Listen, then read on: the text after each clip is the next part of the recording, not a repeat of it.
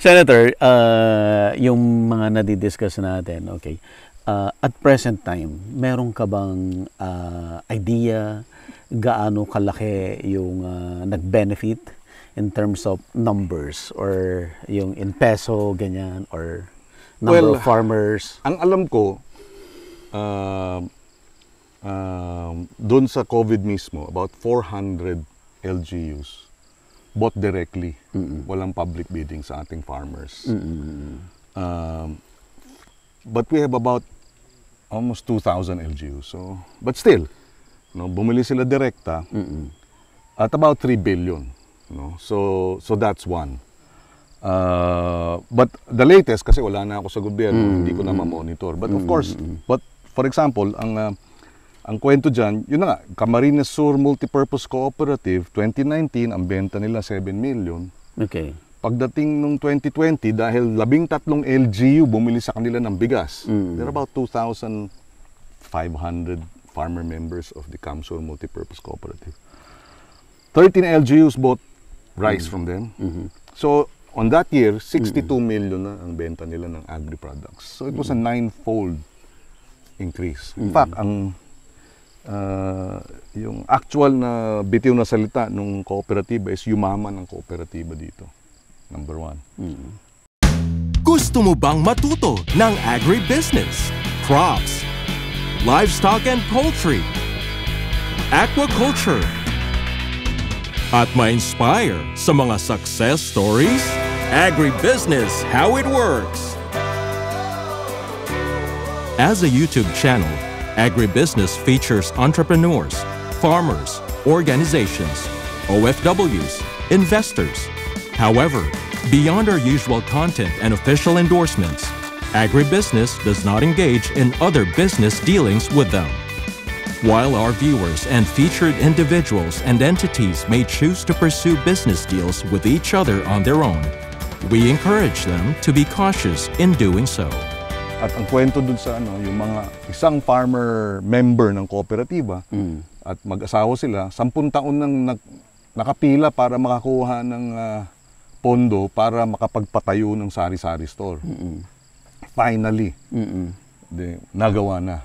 So yung gusto nilang dagdag na kita, na-realize kasi nga nagkaroon ng added income yung kooperatiba at yung mga farmer members because of the sagip-sakal. So, Senator, yung mga malilit na tao talaga, naramdaman nila.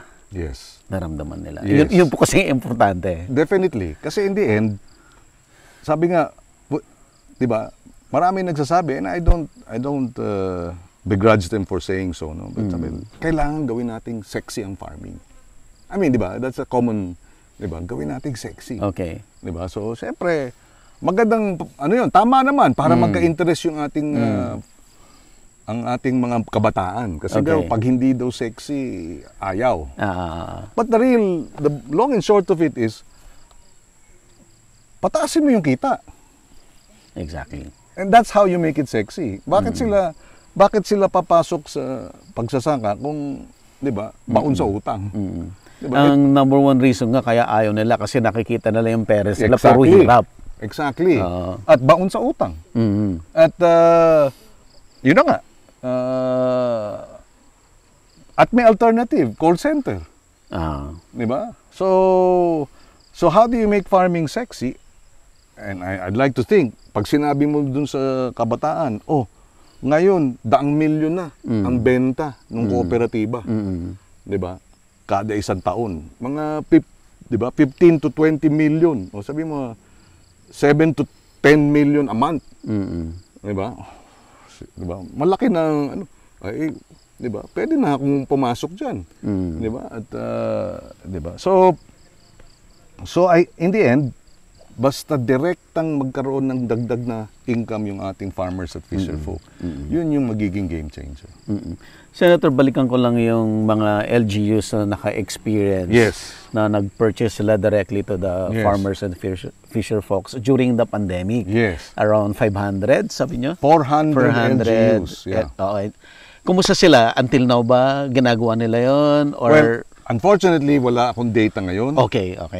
Dahil nga wala. But I'd like to really go into that and dig deeper, no, and identify alin ngayon ang tuloy-tuloy na ginagawa ito.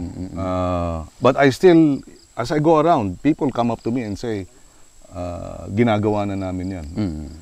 Yung mga LGUs. So, yung iba hindi pa. So, medyo mixed pa ang ano. So, you know, if we are fortunate enough na makabalik, yan ang titiyakin natin na yun ang tatarbuhin nyo, Senator. Yes. Bubusisiin talaga. Because hindi lang LGU. Lalo na yung national. Mga military armed forces of the Philippines camps. Okay. PNP camps. Araw-araw ospital. Hospital. Diba? Jail. Araw-araw bumibili ng pagkain yan. Tsaka araw-araw, sabi nga nila,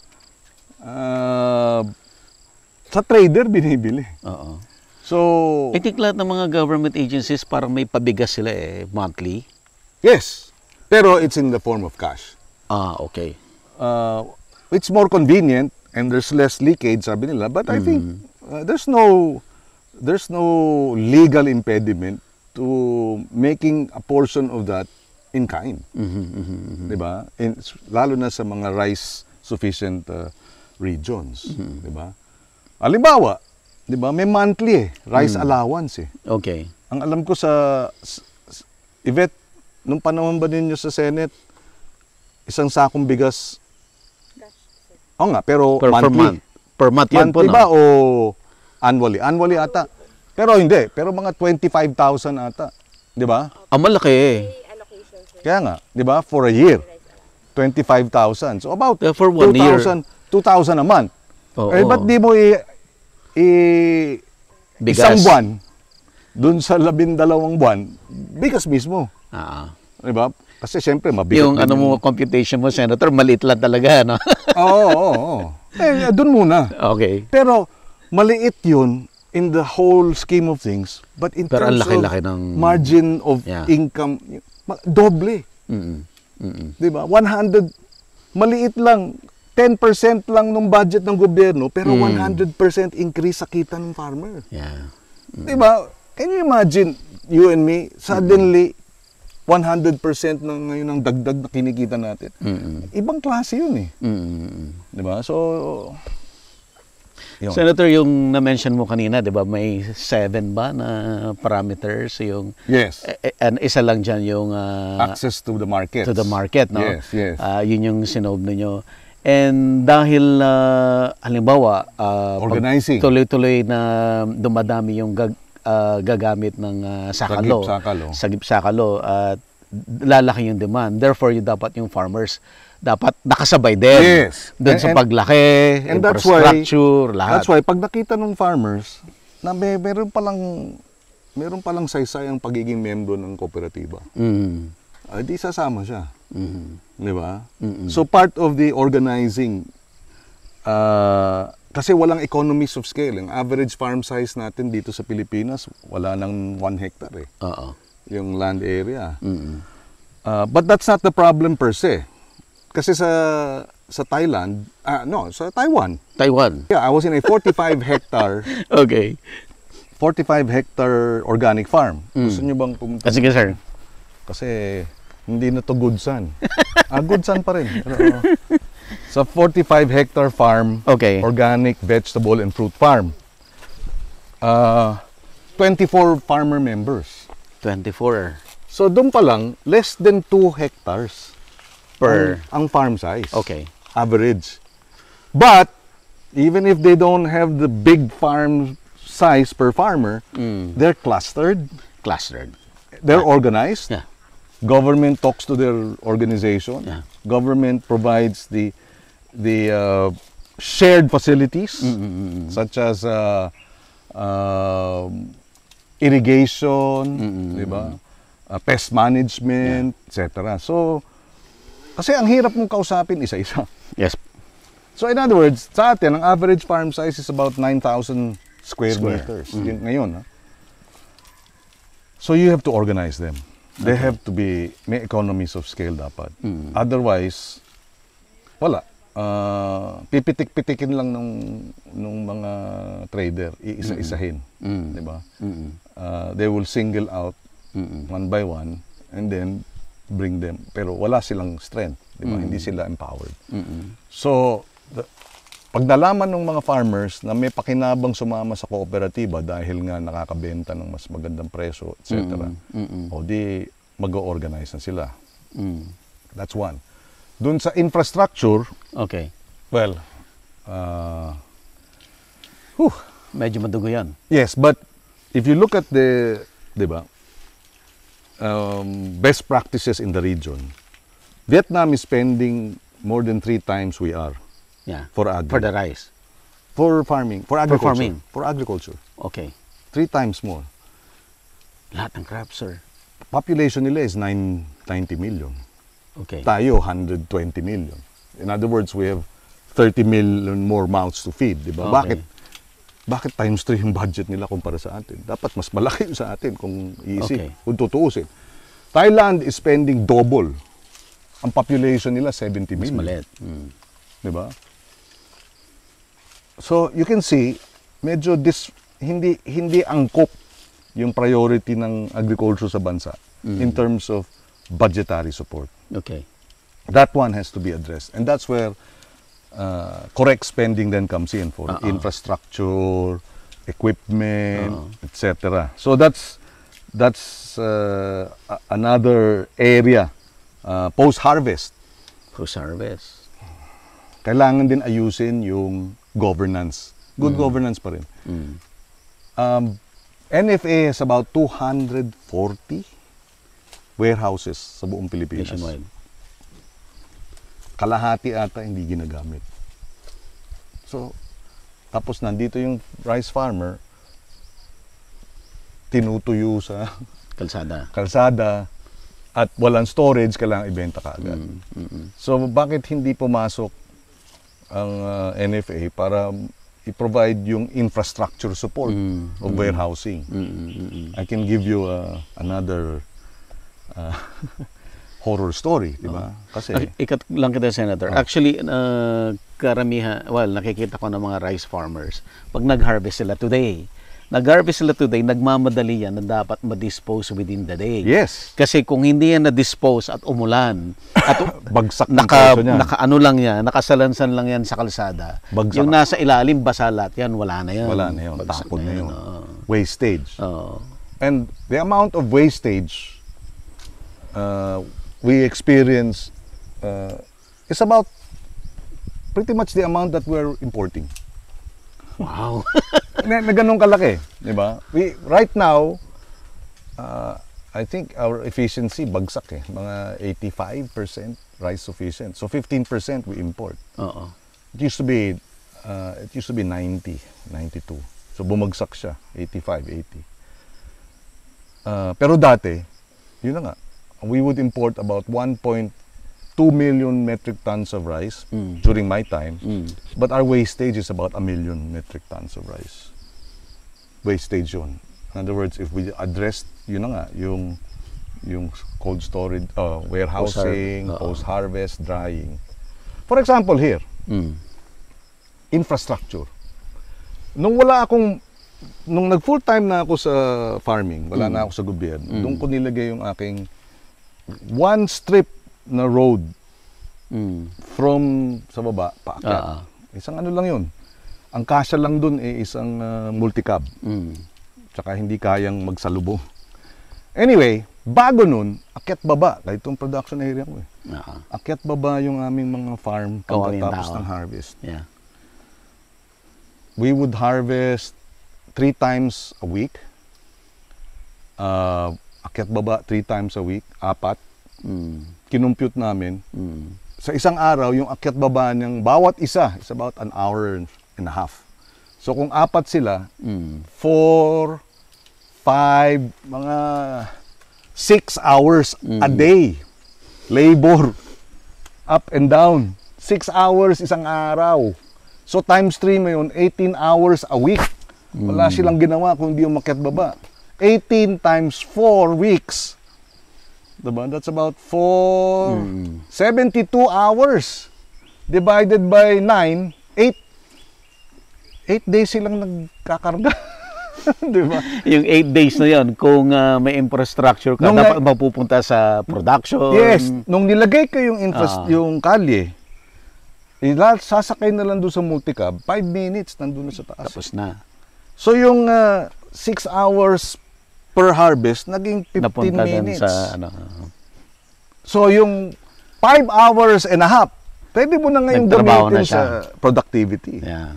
So yun yung, at hindi ko maintindihan yun unless ako mismo ang nagpapatakbo ng farm. In other words, and that's the primary reason why I decided to go into farm enterprise. Yeah. Sir, yung may na-visit ako na farm sa Taiwan, 3 hectares na papaya farm. Yes. Want you imagine, 3 tao lang nagmamanage, including the owner. Yes. Pangatlo yung owner. Yes. Dalawa lang yung tao niya. Yes, dahil nga sa technology. Technology, yeah. Dito nga, dati wala kaming hand tractor. Infrastructure, equipment, kailangan. Equipment. Farm, post-harvest facilities, farm inputs, farm equipment. Mechanization. Yeah. So dati wala kaming hand tractor to prepare an area for soil preparation mano a mano. Mga 3 araw. A given area siguro mga ilang square meters yung 3 araw? 200? Isang greenhouse which is about 150 square meters. 120. Yun. 3 araw. Para mano a mano i-prepare. Nung pumasok na yung aming hand tractor, 3 oras na lang. Tapos na. Oo, kasi so bakit today ang average farm income 'di ba? About 6,000 pesos a month. 'Di ba? Bakit na ang dapat mong para to be in the threshold, above the threshold of poverty, dapat 7,000. So a farmer earns less than what, is needed. Bakit 57 years old na yung farmer? Bakit baon sa utang? Diba? Bakit ganun?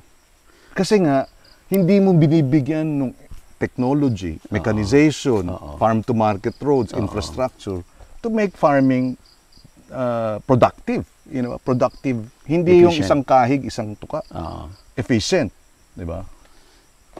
Pero Senator, yung 7,000 maliit yun parang hindi realistic yun Well, that's, alam mo naman ng NEDA, di ba? 21 pesos daw sabi na 7,400 a month to be able to meet the basic needs. I'm sure medyo mababa yun, but that's the conservative estimate. And even at the conservative estimate, hindi pa rin na yung si Tatang Neg, yung farmer sa San Simon, Pampanga, which is only 45 minutes away from Metro Manila. When I told them about Sagip-Saka 2 years ago, and they said, ayusin natin, government papasok, nakausap ko pala yung mayor dun. Sabi niya, he will implement it pag nanalo siya. Incumbent siya but mukhang mananalo naman. Sabi ko dun sa farmer community, pwede nyo ng email, gawing bigas at ibenta sa LGU. Sabi nila, pwede, mas mataas na presyo na lang ng palay. Kasi hindi namin alam yung marketing, yung packaging, hindi namin alam yan. So, di ba, at you will now have the opportunity to double your income. Di ba? You say no because you don't have the capacity. Yun talaga yung reality sa Filipino farmers. Yes. Na ang gusto lang nila talaga ay magagaling magtanim Magagaling magsaka. Ba't hanggang doon lang? Yes. Kasi nga naman kung sorry for the term, kung kahit isang tuka ka at na-harvest mo na, gusto mo na talaga yun ma-dispose. Ayaw mo na yun ng more time na nasa'yo. Kailangan maging pera na yun agad. Dito, ang ideal, si Ape used to work with Nestle. Ang ideal harvest ng kape, dapat yung hinug lang. Hinug lang. Totoo po.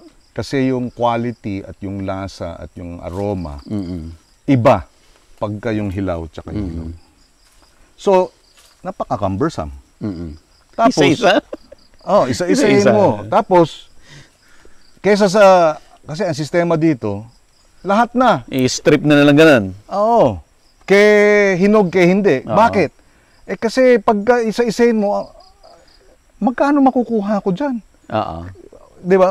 Kailangan 5 kilo yan, kailangan 10 kilo yan. Pero kung 2 kilo lang ng hinog, tapos yung 8 kilo, hihintayin ko pang, pwede ko bang, gutom na ako ngayon eh.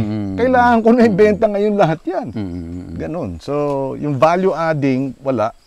Yung capacity building, kailangan, di ba? Otherwise, I need the money now because I have to feed my family now. I can't wait na mahinog lahat yan bago kong i-harvest kasi wala na akong pakakain sa mga anak ko. And that's why also access to credit is important. Di ba? Kasi yun na nga, pag isa-isain mo yan, kailangan mo ng labor. Di ba? Tapos packaging. Pero pag pinackage mo ng tama, ito naman ang malungkot. Ibebento mo ng wholesale, ngayon ata ang kalakaran 500 pesos, di ba? Isang lata. Yung bin. Yeah, whether ripe or unripe, basta fresh, di ba? Wet. Dried na yun, sir. Dinry pa. Dried. Pero, yung ilang kilo yun? 5? 10 kilos, sir. 10. Yung 10 kilos nung isang balde na dried, pagka dinehal mo at ni-roast mo, magiging about 5 kilos of beans. Kalahati. Oo. Pero binilenta mo ng 500 pesos yung 10 kilos na dried, pero pagka na-package mo na yun, mabebenta mo ng 300 pesos per 250 grams pack. Yung 1 kilo mo naging times 4. Yes. Times 4. Yeah. So, 200, ano yung times 4? 400%. 400. Ang income mo. Oo, 400%. Pero, wala kasing panggastos sa dehaling, Yeah. sa roasting, sa packaging. So, yun. So, dapat, yun ang sinasamantala Oo. ng mga trader. Diba? Whether it's a system that's there, that has been in place for, sabi nga nung Malaysia and I read this material 20 years ago, na unless, diba, sabi ng Malaysian government, unless the oppressive, exploitative, colonial economic relations between the farmer and the trader, diba, is addressed, we cannot modernize farming. So sabi ko, ganun dito yun. Diba? Kasi somebody benefits from the inefficiency. Yeah. And a whole lot. You know, the rice and palay industry alone is about almost 1 trillion pesos a year. Pero bakit kapos pa rin yung rice farmer? At bakit kung trillion ang umiikot na pera dyan, diba? Bakit gano'n na lang ang sitwasyon ng rice farmer? Merong kumikita ng limpak-limpak. Dahil Pero sir, kaya may trader, kasi merong hindi nagagawa yes, ang gobyerno. Exactly. The traders serve a purpose. Ang trader din, sila rin ang nagpapautang. In fact, nagtatanim pa lang yung farmer. 'Di ba? Ano na 'yan? Nakautang na siya. 'Di ba? So tali talaga. Na dapat sana yung nagpapautang yung gobyerno o kaya yung microfinance groups. Hindi yung trader mismo kasi hawak na niya yung pautang, kumikita na siya doon sa utang, kumikita pa siya doon sa benta. Sa benta. Tapos Kasi siya pang magsasabi ng presyo lang. yes. So it's really, yeah, you're right. The traders serve a purpose precisely because government and other stakeholders are not providing the service. Yeah. Diba? But at what cost? At, diba, the service is actually exploitative, oppressive. Diba? Yung pang hirap, medyo dysfunctional yung setup ng DA kasi hanggang regional level lang. Ayun pa sir, yan talaga, no? Imagine, I'm in Region 4. Oh. we're doing this farmers cluster. I have to go to Lipa Oo. just to talk to the DA. The regional. Oo. Kasi wala silang DA. Ang DA dito sa Alfonso. Ayan, so these are itong nursery natin. Pero Senator, itong lahat ng nadidiscuss nating problems, may solution ba tayo dyan? Oh, it's really just good governance and making sure that the money goes. You know, when I was in the NFA, Okay. sa 42-year history ng NFA, never nagkaka-fail bidding. Naging approve without thinking. Kasi iba ang agenda. So, nagkaroon kami ng 4 na rejected bids. Actually, 4. Ng Thailand at Vietnam. Kasi overpriced. At 4 na beses. Yung sistema namin kasi is, if you don't like your offer at 10 in the morning, you have until 2 in the afternoon to give us a second offer. Sabi nung mga old hands of, sir, baka mahirapan tayo, hindi sila mag-participate sa bid. Kasi kailangan natin yung bigas, etc. Ang daming dahilan eh. Sabi ko, alam mo yung bigas, after 6 months, bagsak na presyo niyan eh. Kasi perishable good eh. So, malaking buyer tayo eh. Kalahating milyong metro tonelada bibili natin sa unang bayan. Pero by the end of the year, it will probably be another 750 metric tons. So, they would want to sell to us at the right time and at the right price. Kasi malaki tayo. True enough, 4 times we rejected it. 4 times, binabahan nila yung presyo. We saved about 7 billion in 1 year. And because we bought low, yung message sa merkado, sa industriya, mababa ang presyo ng bigas. Kasi pag bumili ang gobyerno ng mataas, ituturo ngayon ng mga traders, importers, taas ang presyo. Gobyerno na yun, bilis, ganyan eh. So pag bumili ng mataas, taas ang presyo. But because we rejected all bids 4 times in that year, mababa ang presyo. And then we went after itong mga nagsasamantalang trader. Kasi alam mo, yung hawak yung bilyonaryong trader na ginigipit yung mga farmer, siya rin yung bilyonaryong trader na kontrolado yung importation. The money is just so huge. Diba? Na yung kanilang tentacles. Kasi ang daming pera eh. So, tinigil namin yun.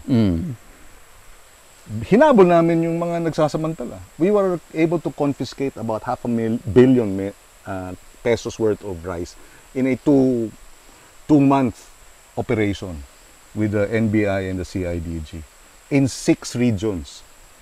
And I suspended and filed cases, administrative, revoked permits in 6 regions of traders and NFA officials. Pasok ako kasi ng June eh. May, I became Food Security Secretary, Chairman ng NFA. June, July, yung operations namin. Lahat yun. To send the signal. Because at that time, 15% ang rice inflation. Today, it's 24%. I mean, this year, average is about 22. Noon 15, mataas yun. By the end of 1 year, it was 0.8%. Now, talagang bumagsak yung rice inflation. And because rice is a driver of other prices. Asukal, asin, sama-sama na sila lahat. Diba? Cooking oil, lahat ng mga related sa pagkain. Diba? Karne, gulay, tataas lahat yan eh. At dahil binaba namin, after 1 year of all that we did to reform the process, nationwide inflation was lowest in 2015, 20-year low. So, 0.5 na lang yung inflation. Today, it's 1.9. Today, pero last month, it was 6. Medyo na-curve nila. So, you ask me, may solusyon? Meron. Di ba? Ano lang, tamang pamamahala, political will. Political will. Oo. Anyway, so good governance. Ganon din ang ginawa namin sa PCA, Philippine Coconut Authority. So kung sino yung mga pagsamantalang trader, di ba, sa bigas, sila rin yung supplier. Sila rin. Oo. Ano yan? Bumibili kami ng asin sa Philippine Coconut Authority. Fertilizer yan. Doon sa coconut. Coconut. Because if you fertilize the coconut, after 2 years of fertilization, double na yield. So may programa ng ang PCA, Philippine. Chairman of the board ako ng PCA. Tiningnan ko yung bidding, yung pricing, yung budget. Sabi ko, 1,200 pesos per bag ng sodium sulfate. Pinapunta ko yung tao ko sa Agri-Supply, bumili. Yun, wholesale yun, ha? Yung 1,200. Binili nung At retail price, magkano? 700. Sabi ko, walang hiya, halos doble, wholesale. Tinanggal ko, pinaimbestigahan ko yung finance, tapos tinanggal ko. Yung Deputy Administrator for Finance. Tinawagan ko yung pinakamalaking buyer ng importer ng asin. Ba't di kayo mag-participate sa bidding ng NFA? Sabi niya, hausaw na yung... NFA or PCA. Yung fertilizer, sabi niya, hausaw na yung bidding dyan eh. So, down the line yan. Pati yung pinaimbestiga ko, yung pagbebili ng seedlings, coconut seedlings, yung operation, dahil parang pare-pareho yung pangalan. Sindikato, and that goes for equipment. That goes for anything that the NFA, that the DA purchases. Machineries. Down the line yan, pesticide. Yeah. Ang kwento nga, yung isang staff ko rito, dating nagtatrabaho sa local government. Pati yung ayuda sa mga farmer, di ba? Meron din. Fake farmers. Yung nililista lang. Tapos ilalabas yung, in other words, yung mga nakikinabang, hindi yung farmer mismo. So it's a... Mahirap i-tama ito, Senator. Hindi. Ako, kaya. Kaya. If other countries were able to... And we were able to do it for 2 years. So ang kailangan mo talaga dyan, ako solusyon dito, wag na tayong maghalal ng mga siraulong walang kapasidad. Diba? Yung may kapasidad, yung may kakayahan, yung may track record, at yung honest. Two presidencies of good governance. Kasi 2 presidencies lang. Masasolve natin lahat to in 12 years. 12 years. Of course, si Risa says 18. I will not argue with her. Sige.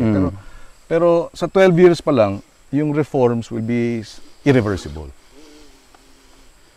Yun nga. So, two successive presidents. Sili, Ano to, yung ano? Wala sir, init ko lang kaya nga. Pero ano siya, Tingala? No, sir. Ano, pansinigang? Sinigang. Pero kaso na So, nakatanim ka na rito sa 3 and 4? 2 and 3?